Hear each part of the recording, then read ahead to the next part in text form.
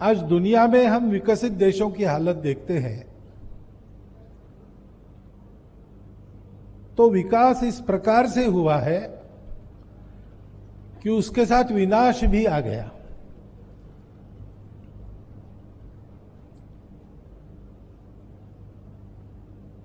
सब देश ऐसा सोच रहे हैं कि भौतिक विकास तो हमने कर लिया, लेकिन कहीं पर हम चूक गए,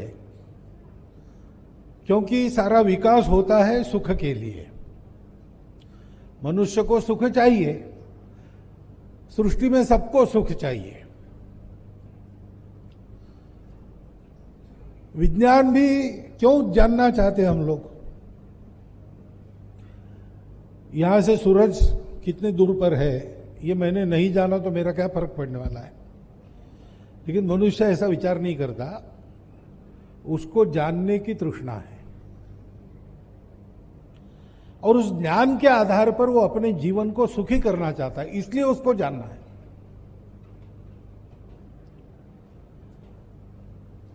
तो सुख की कल्पना क्या है,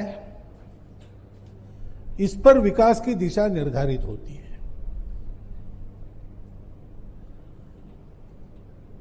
अभी तक पिछले 2000 वर्षों से जिन प्रणालियों का प्रभाव दुनिया में रहा है, उसमें यह माना गया कि सुख केवल भौतिक है, क्योंकि हम दुनिया का अध्ययन करते हैं, दुनिया के पशु पक्षियों को देखते हैं, तो यही ध्यान में आता है। आहार निद्रा भय मैथुनंच, यही सुख की कल्पना है। जानवरों के लिए ठीक है, वो जन्म लेते हैं, उनको ज्ञान लालसा रहती नहीं, क्योंकि विचार ही नहीं है, और इसलिए मरते दम तक जीना है। मरते दम तक जीना है तो जीने की आवश्यकताएं पूरी करनी है। एक दिन मर जाना है, क्यों जन्मे, कब मरेंगे, कैसे मरेंगे, कोई चिंता नहीं है। सुख दुख तात्कालिक है और भौतिक है। कोई जानवर निराश होकर आत्महत्या नहीं करता, आत्महत्या केवल मनुष्य करता है, क्योंकि जानवर को निराशा नहीं होती, जो होती है वो तात्कालिक होती है और भौतिक होती है। मनुष्य का भी विकास इसी पैमाने पर नापा गया, क्योंकि वैसे देखा जाए तो एक बुद्धि ज्यादा है मनुष्य में। शरीर होता है, मन होता है, बुद्धि होती है। बुद्धि भी ब्रेन में चलने वाले रासायनिक क्रियाओं का प्रोडक्ट है, और मन दुनिया के अनुभव से हम जो गांठ बांध लेते हैं उसको मन कहते हैं। और इसलिए पशुओं को जैसा ही हम भी अपनी भौतिक आवश्यकताएं पूरी करें तो विकास पूरा हो गया। एक दूसरे दिशा का विचार है कि भौतिक जगत सहित अपना शरीर ये टेम्पररी है, वो मरते रहता है, बदलते रहता है, तो जो शाश्वत है केवल उसी पर चलो, दूसरा कुछ मत देखो।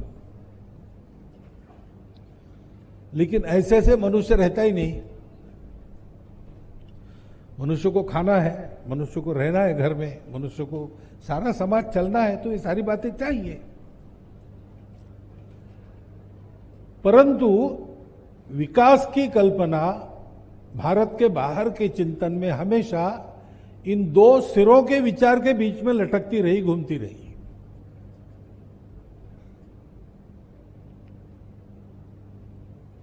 हमारे यहां हमारी दृष्टि अलग है। हमने ये समझा कि सृष्टि दोनों बातों से चलती है। भौतिक जगत का हम अनुभव लेते हैं, अपने ज्ञानेंद्रिय सब बाहर देखते हैं, बाहर की दुनिया का अनुभव होता है। अनुभव होता है तो वो है, वो मिथ्या है यानी असत्य नहीं है। मिथ्या इज रिलेटिव ट्रुथ। कुछ दूर तक वो भी सत्य, उसमें से जाना पड़ता है। तो रोटी, कपड़ा, मकान, स्वास्थ्य, शिक्षा, ये सब चाहिए। उसमें आराम चाहिए, कष्ट कम करने चाहिए, परंतु यहां रुकना नहीं चाहिए। वास्तव में सुख चाहिए तो दो बातें हैं। सुख अपने अंदर होता है, बाहर नहीं होता है, मानने पर होता है। एक रसगुल्ला खाएंगे सुखी होंगे, 25 खाएंगे तो अधिक सुखी होंगे। 50 खाने वाले भी है, 100 खाने वाले भी है, परंतु कभी न कभी यह स्थिति आती है कि फिर से रसगुल्ला सामने लाया तो उल्टी होने जैसी भावना होती है। तो रसगुल्ले में सुख नहीं है, सुख हमारे अंदर है। ये हमारे अंदर जिसको सुख होता है वो कोने खोजो तो सुख का सोर्स ही मिल जाएगा, क्योंकि सुख बाहर नहीं, सुख अंदर है। और दूसरी बात है, सुख अकेले का संभव नहीं है। मैं अकेला सुखी हो नहीं सकता। मान लीजिए दुनिया की सारी संपत्ति मेरे पास आ गई, मेरी सारी आकांक्षाएं पूर्ण हो गई, मैं अकेला सुखी हो भी गया तो भी बाकी दुनिया मुझे सुख से जीने नहीं देगी, क्योंकि बाकी दुनिया है, मैं अकेला जी नहीं सकता। मुझे परिवार चाहिए, मुझे अपने रिश्ते नाते चाहिए, मुझे पेड़ पौधों को भी आदत हो जाती है। सुखी होने के बाद भी मैं जू में जाके प्राणी देखता हूं या जंगल में जाके उनको उनकी प्राकृतिक अवस्था में, ये सब चाहिए मुझे। ये सब जब तक सुखी नहीं होता तब तक मैं सुखी नहीं होता।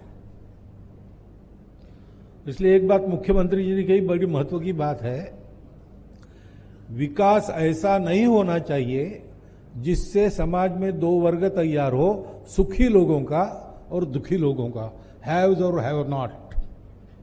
ये गलत विकास है।